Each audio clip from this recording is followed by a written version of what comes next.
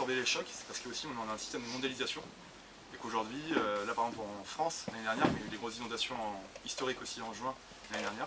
S'il n'y avait pas eu d'autres aliments qui venaient d'ailleurs, la France en aurait eu une famine. Il y a eu une catastrophe au niveau du maraîchage dans tout l'est de la France. C'était une catastrophe, plein de pertes énormes. Les céréales, c'était une des pires récoltes depuis la Seconde Guerre mondiale. Là, cette année, il y a aussi la vigne, c'est une des pires récoltes. Le miel, c'est une des pires récoltes. Tout peut s'effondrer en fait. Il faut savoir que notre système alimentaire il est très dépendant d'énergie fossile, très dépendant de la mondialisation, d'échanges internationaux, et on est de plus en plus dépendant.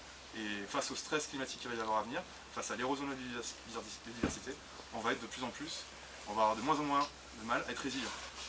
Et l'arbre, du coup, là, il a un rôle central, puisque il y a aussi un aspect qu'il faut prendre en compte, c'est que quand vous mettez une culture du coup, céréalière ou des légumes, vous imaginez bien que c'est des plantes qui ont été sélectionnées par l'homme pour des conditions particulières, mais qui du coup ont perdu leur résistance aussi aux impacts. C'est pour ça qu'on dit aussi d'ailleurs qu'une plante sauvage est plus intéressante en termes de nutriments qu'une plante comestible, enfin une plante cultivée. Vous parlez des semences F1 ou des semences en général? Des semences en général. Ah oui, même s'il y a des plantes qui sont plus proches des variétés d'origine, variétés en fait sauvages, que d'autres. Mais du coup, ça veut dire aussi qu'elles sont plus sensibles du coup, aux sécheresses, plus sensibles, elles ont plus besoin d'eau, elles ont plus besoin de matières minérales, etc., etc. Donc on a créé un écosystème artificiel qui est très dépendant de conditions stables et optimales. Et le problème c'est qu'on est en train de les perdre, ces conditions-là. Parce que la matière organique des sols s'en va, on a de plus en plus d'extrêmes climatiques, etc., etc., etc. Donc là, ce qu'il va falloir faire, c'est qu'il n'y a pas mieux pour le faire, c'est que l'arbre, il va pouvoir agir sur les facteurs climatiques, agir sur les facteurs de matières minérales, et agir sur aussi la perte des sols, parce qu'il faut quand même savoir qu'on perd des milliards de tonnes de sol chaque année dans le monde, qui vertent dans les océans, de manière éolienne ou de manière hydrique. Pour vous donner aussi une idée en termes de surface de sol qu'on perd, mais là c'est en général bétonisation, salinisation, etc. C'est la surface de l'Italie chaque année qu'on perd en terre arable. Voilà. Et on n'a pas de terre arable à la foison. Donc un jour ou l'autre, il va falloir peut-être se dire qu'on arrête d'urbaniser les terres et de les détruire, quoi. Donc là, du coup, l'arbre à ce niveau-là, il va pouvoir du coup, par rapport aux sécheresses, à l'évaporation du sol qui est de plus en plus intense puisqu'il y a sécheresse plus du coup plus de chaleur, donc ça fait évaporation très intense, la plante stresse. Donc là l'arbre va pouvoir tempérer le climat par son ombrage. Il va pouvoir du coup créer un ombrage qui va permettre de tamponner cet effet là. Et on sait que c'est un effet très important. Donc autant ça peut être négatif l'ombrage puisque ça peut concurrencer en termes de photosynthèse la plante qu'on cultive, mais autant vu l'été sec et chaud qu'on va avoir, autant il va retrouver de plus en plus de place, une place importante. Et ce sera plus bénéfique d'avoir un peu d'ombrage que de ne pas en avoir du tout. Et même, je pense que dès maintenant, il faudrait réinsérer l'arbre au cœur des systèmes agricoles, au cœur de votre jardin, au cœur de... Voilà. Donc... juste une chose. Ouais, tu plantes une salade sous un arbre à l'ombre, une tomate, tout ce que tu veux sous un arbre, je rejoins, hein, tout ce que tu veux, je te rejoins. Ça pousse pas. Une courgette sous un arbre, voilà, c'est tout l'enjeu des recherches actuellement justement sur comment aménager ça. C'est-à-dire que par exemple il y a le système des trognes, je sais pas si vous connaissez les têtards. Non, vous voyez les têtards, c'est un système de CP. Alors la CP c'est quoi la CP? Déjà on va dire la CP. La CP c'est tailler en fait un arbre à 10-15 cm du sol. Vous le coupez, net. Et en fait il va repartir après en plusieurs tiges. Il y a quelques arbres et arbustes du coup qui supportent très bien ça. Et qui du coup, ça peut produire des fagots, ça peut produire du coup des piquets, ça peut produire plein de choses qui sont intéressantes, pour faire de la vannerie aussi, etc. Ça dépend du diamètre après auquel vous allez recouper encore. Vous faites une CP, c'est un cycle de coupe, comme ça vous faites. Et du coup, la trogne, c'est une CP mais en hauteur. C'est-à-dire que là, votre arbre, en verre, il pousse, et à partir d'un diamètre, on dit entre le verre et la bouteille du diamètre de l'arbre, ça dépend aussi de quelle essence, vous allez étêter l'arbre et lui enlever toutes les branches latérales aussi. Et du coup, vous allez voir, dans la nature, vous observerez dans les chemins, vous verrez des troncs comme ça, puis d'un seul coup, des branches qui partent comme ça. Voilà, les saules par exemple en tétard, conduits en tétard, les frênes conduits en tétard, il y en a beaucoup aussi, des chênes aussi. Beaucoup en Norvège ici, il y a beaucoup de chênes pédonculés conduits en tétard.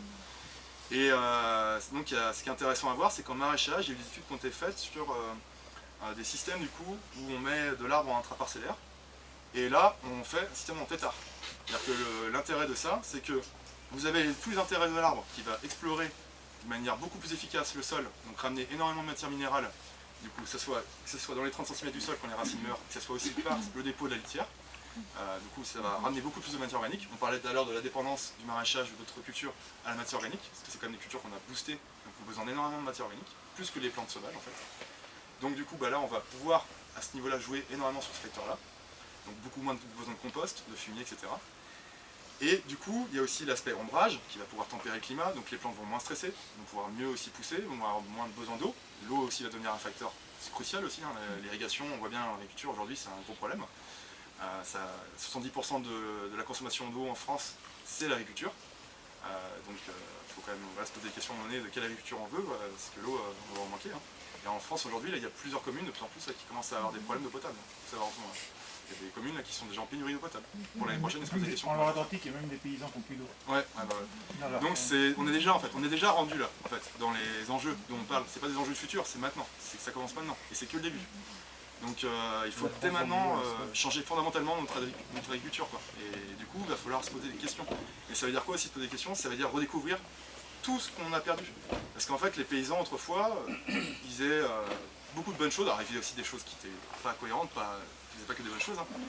Mais ils avaient compris beaucoup de choses. Mais le problème, c'était des savoir-faire, des savoirs qui se transmettent de génération en génération. Et dès la petite enfance. Sauf que nous, on a tout à redécouvrir. Et ça, c'est un enjeu fondamental. Mais ça veut dire qu'il faut savoir prendre en compte que la nature est complexe et qu'il va falloir nous aussi qu'on apprenne à prendre en compte que le jardinage, le maraîchage, tout, l'agriculture est complexe, il faut faire avec ça et il faut être humble par rapport à ça. C'est-à-dire qu'il faut se dire, il faut prendre ce temps-là. Il faut prendre ce temps pour redécouvrir ce que c'est que la nature, comment elle fonctionne, comment on peut recréer des écosystèmes qui soient résilients, fertiles. Et du coup, on s'inspire de la nature parce que la nature, il n'y a pas mieux. Enfin, la nature. Les écosystèmes, c'est plus performant pour faire tous les services dont on a besoin. Et du coup, l'idée de l'agroforesterie, c'est ça, c'est vraiment de réinsérer, de retrouver enfin ce rôle crucial de l'arbre dans le système paysan. Là, j'ai pas encore tout brossé des rôles dont je vous ai parlé sur l'eau, le climat, etc. Mais il y a aussi des rôles qu'on oublie vachement, c'est au niveau de l'autonomie aussi. Parce qu'on sait qu'on est dépendant du pétrole. C'est-à-dire que s'il n'y avait pas de pétrole, ou de charbon, on n'aurait pas l'économie qu'on a aujourd'hui. On n'aurait pas les voitures, on n'aurait pas les objets plastiques. Enfin, toute l'économie actuelle est basée sur des énergies fossiles. Donc, il faut aussi se rappeler qu'il y a encore à peine 70-80 ans, l'agriculture avait fondamentalement besoin d'arbres dans son système agricole. C'est-à-dire que l'arbre, il servait à tout, à faire des manges-outils, il servait à chauffer, il servait aussi pour le médicinal. Les arbres et les arbustes, on parle beaucoup des plantes aromatiques médicinales en herbacées. Donc savoir que les arbres et arbustes sont aussi fondamentales en termes médicinales que les herbacées. Il y a énormément de fonctions. Il y a Pierre Le Tailly, je viens d'amener son bouquin, Pierre Le Tailly, qui est un ethnobotaniste qui est de réputation internationale, qui a fait des grandes études là-dessus. Il a fait, dans les années 60-70, il a recensé, il a fait le tour de la France de tous les anciens savoir-faire, enfin tous ceux qui travaillaient avec les savoir-faire liés aux plantes, c'est-à-dire arbres, arbustes, mais aussi herbacées. Et il a recensé ça. Et il a fait un boulot de malade, vraiment à ce niveau-là, qui est essentiel, qu'aujourd'hui il faut redécouvrir absolument ça. Donc il y a des fonctions aussi tinctoriales, des fonctions, autrefois, voilà, on faisait ce qu'on avait, hein, c'était des teintures, c'était quoi? C'était des plantes. Hein. Voilà, maintenant c'est des colorants chimiques pour teindre nos vêtements, mais avant c'était ça. Il y avait tellement de choses qu'on pouvait faire avec les arbres et arbustes, et c'était fondamental. C'est pour ça que le bocage avait un rôle autrefois. C'est pour ça qu'aujourd'hui les haies, on les méprise, que les paysans, ils les détruisent, ou alors qu'ils les réduisent à peau de chagrin à 1 mètre, du coup elles n'ont plus aucune fonction, que ce soit pour la biodiversité, pour le brisant, pour le climat, etc. Elles n'ont plus aucune fonction, à 1 mètre c'est fini, c'est plus de haies, quoi. Pour moi en tout cas c'est plus de haies. Et alors que parce qu'autrefois, ils en prenaient soin parce qu'ils avaient besoin, fondamentalement, des haies. C'était indispensable. C'était, s'il n'y avait plus de haies, c'était fini. L'agriculteur, il s'effondrait, ça n'avait plus dit sa famille. Mais ça, on l'a oublié aujourd'hui. Et on l'a oublié ça, que l'arbre était fondamental. Et du coup, ce qu'il faut, c'est retrouver ça. C'est retrouver tous les savoirs et savoir-faire anciens qui sont liés aussi à l'arbre et à l'arbuste. On peut faire tellement de choses avec. On peut faire la cuisine aussi, on oublie aussi tous les baies comestibles qu'il peut y avoir dans nos bocages. On n'utilise même pas un dixième de ce qu'il y a de comestible dans le bocage. Même pas un dixième. Et on ne sait plus, maintenant un enfant, quand on l'amène dans le bocage, on n'a pas envie qu'il soit tout seul à la limite à jouer avec parce qu'on a peur qu'il va prendre des baies toxiques. Alors que les enfants, autrefois, ils savaient se débrouiller dans la nature. Ils savaient en fait se débrouiller avec ce qu'il y avait, quoi. Parce qu'ils savaient ce qui n'était pas bon, ils savaient ce qui était bon, et on leur apprenait ça. Personne ne sait. Aujourd'hui, on lâche quelqu'un dans la nature, c'est impossible, personne ne sait se débrouiller. C'est fondamentalement un problème même, parce qu'on sait qu'on n'aura pas d'énergie abondante tout le temps, et des matériaux abondants. Parce que même les énergies renouvelables, les panneaux solaires, les éoliennes, les ordinateurs, tout toutes les compagnies, l'économie numérique, ou la nouvelle économie, même renouvelable, elle est dépendante de métaux rares qui viennent d'Afrique, d'Amérique latine ou d'ailleurs. Donc c'est dépendant de la mondialisation, et dépendante aussi de l'esclavage d'enfants et d'autres gens. Donc, vous voyez, c'est réfléchir comment on peut faire pour à nouveau revenir à vraiment une économie, on va dire, locale, mais très locale. C'est-à-dire vraiment retrouver qu'est-ce qu'on peut faire avec ce qu'on a là, quoi, ici présent sur place. Et ça, l'arbre et l'arbuste, il n'y a pas mieux pour ça que ça. Autrefois, ils allaient très bien être heureux à se débrouiller avec ce qu'ils avaient sur place. Mais il faut retrouver tout ça, il faut le redécouvrir. Et c'est un gros travail, mais c'est un travail indispensable.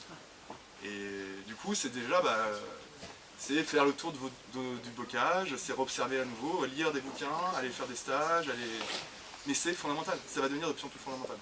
Et donc, là, je suis là en partie pour ça, pour faire avec vous ce tour-là, et puis expliquer un peu déjà ce que moi j'en apprends, parce que j'ai pas fini d'en apprendre, et il y en a encore énormément à apprendre.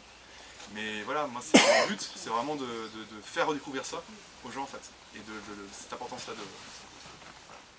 Donc j'espère que vous allez repartir derrière aussi avec l'envie d'aller creuser cette question-là aussi.